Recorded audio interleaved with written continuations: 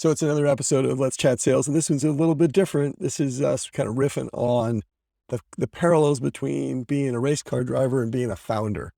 And this is a result of me going to the Indianapolis 500 this last weekend. So it's a little bit topical. All right. So I hope you enjoy it. A little different one. Thanks for watching. And if you like and subscribe. Thanks. Okay, Bob. So you know what this is. It's another edition of Let's Chat Sales. Let's chat sales. I've been missing you, Brendan. You know we were supposed to do this a couple of days ago. We didn't get to. I know. You know why? Because I was at the Indianapolis 500. And Unbelievable. And you told me it was a bucket list item, right? Yeah, it's a bucket list, and it's quite awesome. It's quite an amazing thing. I don't know if you have to do it more than once, but it's an amazing sort of event. The funny thing about it is, because the cars get faster and faster, the race gets shorter over the years. Yeah, I was thinking that because I used to watch it as a kid, taped on ABC's Wide World of Sports. It would take like 5 hours. Yeah, and now it's... What did it take, about 2.5? Two-ish, yeah, a little over 2. I watched the race hoping I'd see you. You know, I was there. I was out there waiting. Hundreds of thousands of people. 300,000 in the stands. There were a couple of people that looked like you on TV, but I wasn't sure. I was in a white shirt, if that helps. But I think there's a parallel between being Indy race car driver and being a founder, especially when it comes to sales. Do you want to talk through that a little bit? That's kind of that's a very interesting sort of, you mean like just having to make quick decisions and that sort of thing? Yeah, exactly. So walk through it, because I think it's a great way to make it come to life.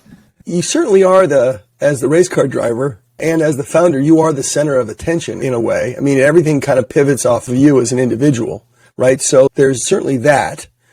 You're also forced. And all the pressure that goes on with that. Yeah. All the pressure that comes with it. You're the person that's ultimately you're making the decisions. Everyone else around you is in support of you making certain decisions. Because when you're on the track, as it were, you're the one that decides to do this and thus put the car at risk of going right into the wall, which several did on Sunday. They did.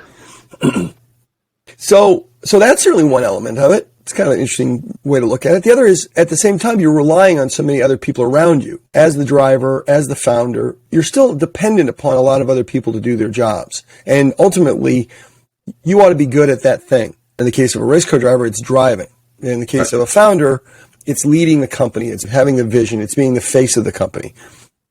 What you're trying to accomplish. Yeah, exactly. You're steering the ship. You're the one that can make the decisions at that point in time. Ultimately, you're the one that gets to make those decisions. You're also the face of the company. You're kind of the sales guy. You're the product. You and the car. So in the same way, the product is the product, but you're also the product. People are buying the founder. So in a very real sense, you're the marketing person. You're the salesperson for the car company, right? They don't put the mechanics pictures out on these big banners. Right. The guy standing next to the car, it's the race car driver. In the same way, the founders, it's Elon Musk and Tesla. It's not the engineers behind the scene. Facebook, it's Zuckerberg. Mm-hmm. So it's kind of an interesting little parallel.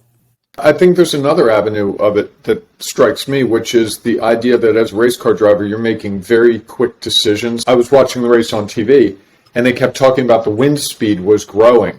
And as the wind speed got higher and higher, it forced them to adapt their cars in different ways and to adapt their driving because of a whole bunch of aerodynamics. Yeah. So that's one of those variables that you can't control. We do not have the ability to control wind. Yeah. And I think as a founder, there are a lot of variables outside your control. You can't control the economy. You can't control the supply chain. You can't control global politics. You can't control customers' overall views of technology. Yeah. But you've got to move within those as they come at you and make snap decisions sometimes to protect and preserve what you're trying to do. And race car drivers do it all the time. Or that wind example, they're feeling it happening in the turn, which is evidently where it was catching these drivers. I believe it was turn 3, if I remember Turn 3. correctly. Thank you for that. For our listeners, there's someone out there going, "Wow, he really is like into this." That's right, and they're probably radioing back to their teammates, their crew, "Hey, this is what's happening in turn 3," and when they next come in, it's adjusting the product. If someone comes in, tunes the wing, then they're back and competitive. And if you can do it better than somebody else, then you're going to come out ahead. So the quick decision making, I think that's a good one. I think also recovering from mistakes. I remember one of the race cars did something and they had to go back into the pits. I think they exited too quickly. Oh, Oh, is it Dixon? And they had to go back, so they got a penalty. Yeah, yeah. And so there's one of those mistakes where they said that's basically going to mess him up for the whole race. He was in first place and ended up at the back of the pack. That was Dixon, and his penalty cost him. Yeah, And that happens in life. yeah, But he still finished the race. He could have had a fit and said, well, you know what? I'm out. yeah. Right. The odds are stacked against me. I'm going to give Right. up. And I think for founders, there are days where you want to do that. You Oh, just that's want an to say, interesting you know what? point. Yeah, I'm done. yeah. But you still run the race. Imagine running the race when you were favored, and now you're the guy in the back of the pack for, it was a good 70, 80 laps, if I recall correctly. Yeah, it was basically Done.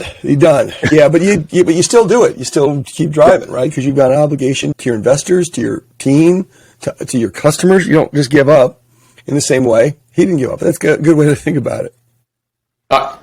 Think we beat it up? I think we beat it up. It's Yeah, kind I of like fun. it. Well, very on point. You're very topical, given the Indianapolis 500. And By now the way, you can write it off as if you're out there and curious about it, I'll tell you, quite an event. But I would say, if you have a chance to do it, watch from a box. Okay. That's the way to do it. All right, Bob, Good to know. All right, Bob. Times change, don't they? You bet. Talk to you soon, man. See All you. right, bye. Okay, so that was another little bit different, right, episode. And thanks for watching. I hope you found it sort of interesting. And this is a good one. This one right here. You're going to like this.